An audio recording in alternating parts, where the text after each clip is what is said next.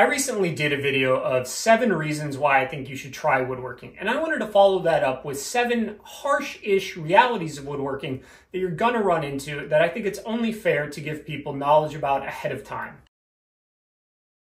The first and most important one to know going in is that wood is not a perfectly stable material.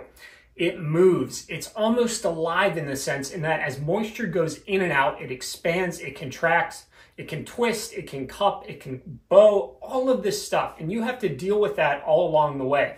Whether that's from the beginning where a piece of wood you bought that you brought home has turned into a potato chip and now you've suddenly got something that may not be usable, or it's 2 years down the road and the table you built that you kind of constricted has a giant split in it. It happens, it's going to happen to you, and it requires you to be able to deal with this movement from the beginning. I have 2 examples here that I wanted to show. The first is this piece of beautiful curly maple. Now, when I hold it up like this, you'll notice that this thing is cupped to no end. This was a larger piece. I split it down the middle. I wanted to get 2 box lids out of it because I'm cheap and I didn't want to waste material. The other half, perfectly fine, barely cupped at all. This half, absolutely a Pringle chip. And I'm gonna have to deal with that later, and I'm not entirely sure what I'm gonna use it for, but that's a problem for another day. Up next, I've got this big piece of elm. A neighbor lost a tree. I took a bunch of it, I cut it into pieces. And normally you need to seal the ends of wet wood. I did not do that in time on this guy, but this is a great example of wood expanding and just ripping itself apart. This is called a checking when it splits at the end, mainly as it dries. But this is what happens. It's losing a rapid amount of moisture, and therefore internally it's going to split apart, or conversely, sometimes it's gaining moisture and it's expanding. So you either have expansion or contraction depending upon what the starting point is and then the relative humidity of an area. But if I were planning to use this as one piece, which fortunately I'm not, this thing is now cracked right down the middle, and I only cut this up maybe 2 weeks ago. It's been sitting in an outdoor shed for 2 weeks, but this is what can happen to full-on dining tables. I've seen dining tables with a giant crack down the middle. So just be aware that wood is a bit of a fickle, tempestuous beast, and you're going to have to learn, especially early on, to deal with wood movement. The second thing is that woodworking isn't the cheapest hobby in the world. There are plenty of okay, decent, cheap tools, and there are plenty of really expensive, nice tools. There's plenty of cheap, okay, decent wood, and there's plenty of really expensive wood. Most people will start out with cheaper things. I did. I still own some cheaper things like this Ryobi saw, and I still use Home Depot pine all the time. The problem is when you get into cheaper woods, sometimes they're not dried as well, which means they may have more movement. And with cheaper tools, sometimes they're more underpowered. I still own this, I still use it, and I do not like it. But at the price and what it does, that's fine. But it's frustrating. And to upgrade to something, significantly better enough would be a lot of money, and I'm just not going to do that. At the same time, I also like to do a lot of kind of experimental personal projects, and I'm not going to build them out of curly maple. I'm going to build them out of Home Depot pine. And it's just a little more frustrating to work with because it's not always the most stable wood in the world due to how it's dried, it's mass produced, it's grown really fast, and it's just not as stable.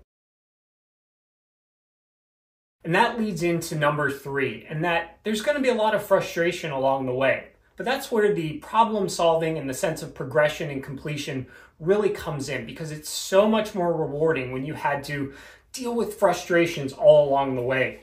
Whatever I end up making out of this, whatever it becomes, it's going to be rewarding because I had to deal with this potato chip. Anytime I need to use this and it goes right and this thing works, it feels good because I didn't have to spend a ton of money to get a more expensive one. I got it to work. I can put it away until the next time. But it's going to be frustrating dealing with these things. So just be aware going in that you're going to hit points where you're frustrated and you have to refocus yourself, maybe step away from a little while, maybe move on to a different project. That's totally fine, but it's not always going to be smooth sailing. Number 4 is that it's very easy to totally ruin a project. That's just the nature of working with sharp spinning tools and material that is not completely, it's not a giant chunk of tungsten or something like that. It's very, very easy to cut something too short. There's no board stretcher. It's so easy to be measuring something out and then you set it aside, you go do something else, you come back, you go to the table saw to cut, you cut it wrong because your measurement was wrong and you were moving too fast. It's really easy to bang things off of other things in a crowded shop. It's really easy to screw up finishes, especially fine kind of film finishes, things like that, dust, scratches, all of that. So just be warned that it's really easy to totally ruin a project. Though that doesn't mean everything that goes wrong ruins something. There are so many ways to come back from a mistake, but there is no board stretcher. Number 5 is that when it involves power tool and hand tool woodworking to an extent, there is some risk involved, right? To cut wood, you need something that's either spinning at an incredible rate with a very sharp edge, or something handheld that's very sharp that also has to be in movement. I had to get some stitches after dropping a chisel and trying to catch it. You should not be afraid of your tools, but you need to have a healthy respect. Tools are often very loud, and that often catches people off guard early on. Some of them vibrate.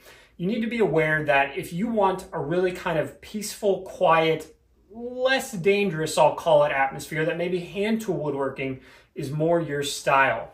But it's not an inherently dangerous thing to work with power tools. It just needs to be paid attention to when you're around them a little more than a handsaw, which you power. So just be aware of these things. If you don't like fast spinning, sharp things, it may not be for you in terms of power tools, and you're going to be a hand tool woodworker. Number 6 is that it can be time consuming. Some projects can take a long time. Skills can take a long time to learn. While in many projects there are steps that you can go through, which is perfect, this isn't like being able to sit down and play a video game level in 20 minutes and it's done.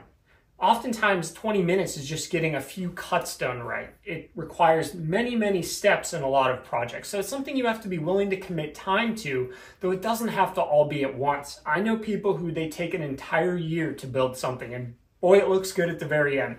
But just be aware that it's really hard to rush through woodworking. So if you're thinking you can do this really quick, it's probably not going to work out that way.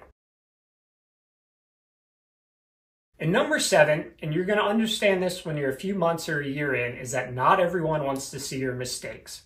Once you started building stuff, you're going to know what mistakes you made, and you are going to be so tempted to tell everyone you see, oh, look at this. This was cut wrong. Did you see this? I cut this wrong. And you're going to look at it and be like, I would never have known that. It looks great. Because it does. And only we know our mistakes. But you, at some point, like every other woodworker, will be tempted to point your mistake out to someone, and eventually you're going to realize they would never have seen it, and they probably don't care, and that's totally fine, because there are plenty of people online in the woodworking community who you can show that mistake to, and they're going to enjoy it as much as you do. Well, thanks for joining me today. I hope that gives you a better idea of the other side of woodworking. I hope I convinced you with the reason to start, but I hope I've now prepared you a little bit for things you're going to run into along the way so that you know going in what you're up against. It's still one of my favorite things to do in the world, and none of these things would ever stop me from going. I want you to have a good one, and let me know if you have any questions, comments, concerns in the comments, any other things you think people should know before going in. Bye.